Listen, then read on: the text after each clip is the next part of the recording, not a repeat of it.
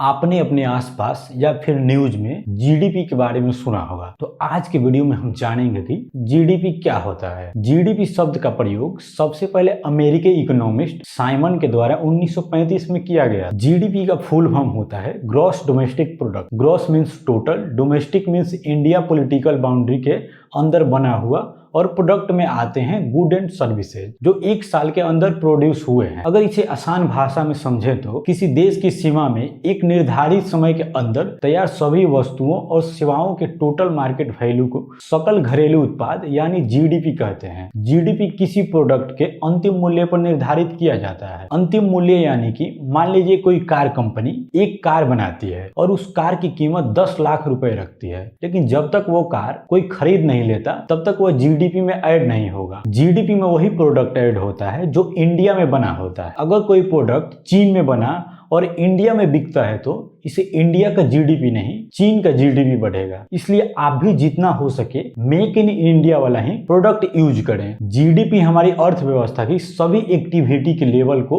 दिखाता है और इसे पता चलता है कि किन सेक्टरों की वजह से इसमें तेजी या गिरावट आई है। इसे तिमाही और वार्षिक आधार पर निकाला जाता है। यह पॉजिटिव या निगेटिव दोनों हो सकता है। जीडीपी हमें यह भी बताता है कि दुनिया भर की अन्य अर्थव्यवस्था के मुकाबले कौन सा देश कैसा प्रदर्शन कर रहा है। जीडीपी दो प्रकार का होता है, रियल जीडीपी और नॉमिनल जीडीपी। रियल जीडीपी को नॉमिनल जीडीपी की तुलना में ज्यादा महत्व दिया जाता है क्योंकि इससे हमें देश के आर्थिक विकास की सटीक जानकारी मिलती है। रियल जीडीपी में बेस ईयर की कीमतों को लेकर जीडीपी की कैलकुलेशन की जाती है। मान लीजिए 2025 में एक देश में 10 किताबें बनी और एक किताब की कीमत 10 रुपए है। उस देश की सरकार ने 2020 को बेस ईयर माना है। बेस ईयर के मुताबिक एक किताब की कीमत 8 रुपए है। जाहिर सी बात है 2020 में किताबों की कीमत कम होगी। अब हम उस देश की जीडीपी को कैलकुलेट करते हैं। अगर हमें किसी देश के रियल जीडीपी को निकालनी है तो हम प्रोडक्शन को बेस ईयर के प्राइस से मल्टीप्लाई कर देंगे। रियल जीडीपी निकालने के लिए मैंने 2025 के कीमतों को इस्तेमाल ना करके 2020 की कीमतों का इस्तेमाल किया है। मैंने यहाँ महंगाई दर को हटा दिया है। नॉमिनल जीडीपी को वर्तमान मार्केट प्राइस पर कैलकुलेट किया जाता है। मान लीजिए 2025 में एक देश में 30 कलम बने और एक कलम की कीमत 5 रुपए है। अब हम नॉमिनल जीडीपी को निकालने के लिए प्रोडक्ट को कीमतों से मल्टीप्लाई कर देंगे। जीडीपी कैलकुलेट करने का